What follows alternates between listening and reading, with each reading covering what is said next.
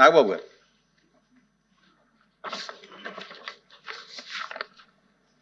ధన్యవాదాలు అధ్యక్ష. Opposition party NYP గారికి, ఇక్కడున్న మినిస్టర్స్, గౌరవ హోమ్ మినిస్టర్ గారు అందరికీ కూడా కృతజ్ఞతలు.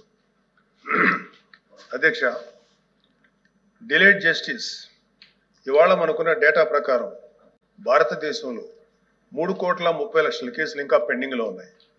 ఆంధ్రప్రదేశ్లోనే 1,00,000కు పైగా కేసులు పెండింగ్లో ఉన్నాయి. డిస్ట్రిక్ట్ కోర్ట్స్లో, సబార్డినేట్ కోర్ట్స్లో 75% కేసులు సంవత్సరానికి పైగా, అలాగే 30% కేసులు 3 ఏళ్లకు పైగా సాగుతూనే ఉన్నాయి. దీన్ని కేవలం mere డేటా కింద మనం చూడలేము అధ్యక్ష. ఎందుకంటే ఏ వ్యక్తి తప్పు చేయకపోయినా అన్యాయంగా కేసులు పెట్టబడి తనకి న్యాయం చేయమని కోర్టు మెట్లు ఎక్కినప్పుడు అతనికి సరైన సమయానికి న్యాయం అందించలేకపోతే అతన్ని మనం విక్టిమైజ్ చేస్తున్నాడు. అందుకే దీని మీద మనం దృష్టి పెట్టాల్సిన అవసరం ఉంది.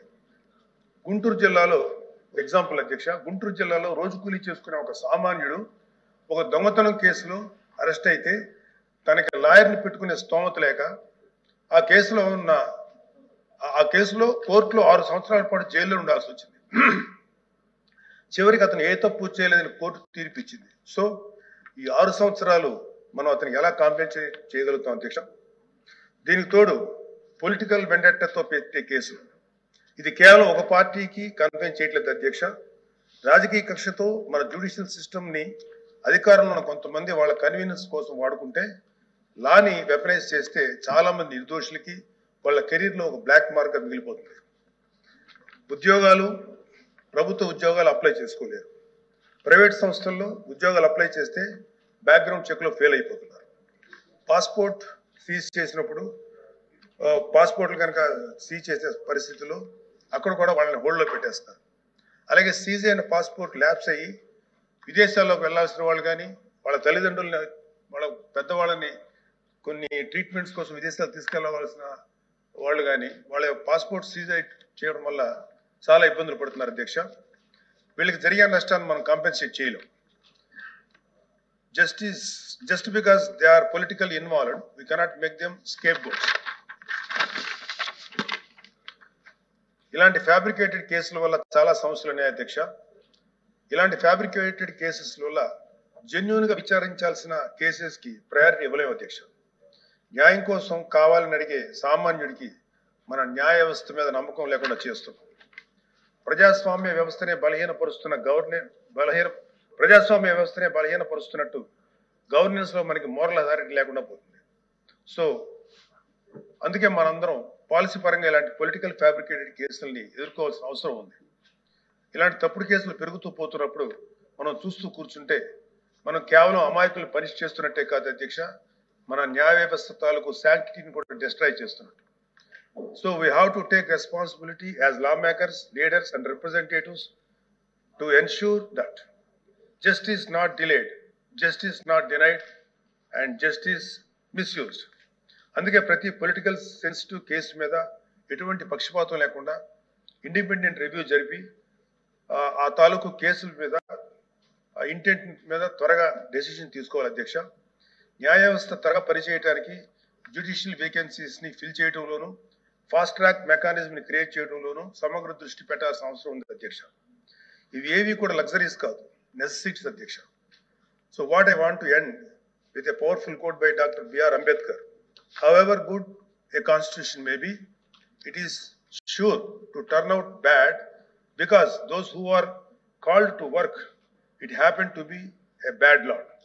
మన రాజ్యాంగం ఎంత గొప్పదే అయినప్పటికీ దాన్ని అమలు చేసే నాయకులు సరిగ్గా లేకపోతే గొప్ప రాజ్యాంగానికి విలువ లేకుండా పోతుంది అధ్యక్ష. Let us not be that bad lot. Let us be the generation of lawmakers who stood up and made justice. Not just a word inscribed in our constitution, but a living reality for every citizen of Andhra Pradesh. Adhyaksha, thank you very much. మంత్రి గారు, home minister గారు కూర్చోవాలి మీరు. అధ్యక్ష question అడుగుతారనుకుంటే లెక్చర్లు ఇస్తారేంటి అధ్యక్ష? Please continue. అధ్యక్ష ధన్యవాదాలు అధ్యక్ష. మరి మా ఎమ్మెల్సీ గారు, ప్రీవియస్ పోలీస్ ఆఫీసర్ గారు ఏ తప్పుడు కేసులు ఎవరెవరు పెట్టారంటే అవి కూడా బయటకు తీస్తాంలేండి, ఎవరెవరు ఏ తప్పుడు కేసులు పెట్టారో అవి తర్వాత ఆలోచించుకోవచ్చు.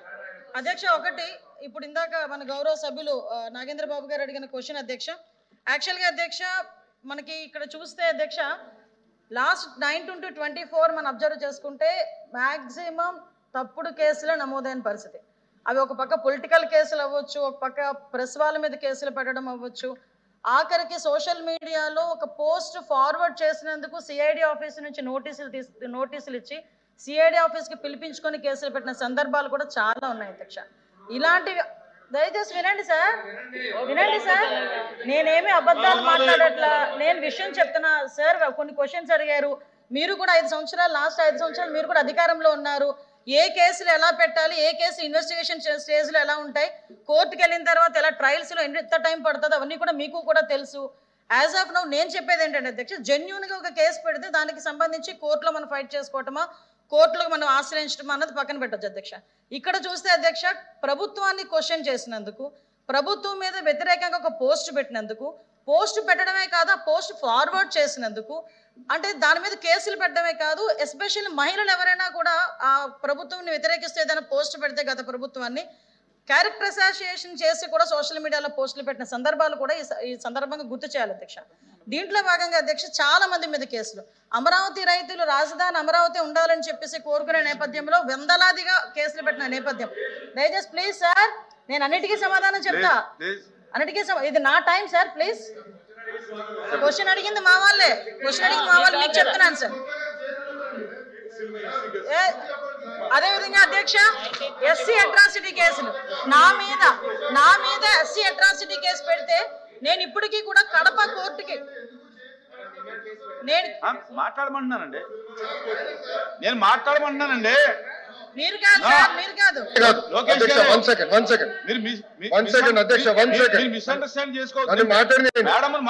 నేను మీ గురించి కాదు బొత్స గారి గురించి మాట్లాడుతున్నా. మీరు ఏం చెప్పారు, మెంబర్స్ అందరూ మీ వైపు చైర్ వైపు చూడమని మాకు రూలింగ్ పాస్ చేశారు. అదే రూలింగ్ అటు చేయండి. ఆయన ఎందుకు మేడం గారి వైపు చేతి మాట్లాడుతున్నారు? ఎస్ మీరు ఇట్లా అన్నారు కాదా, వీడియోలు తెప్పించండి చూడండి సార్. సార్ ఆయన మా వైపు చూసి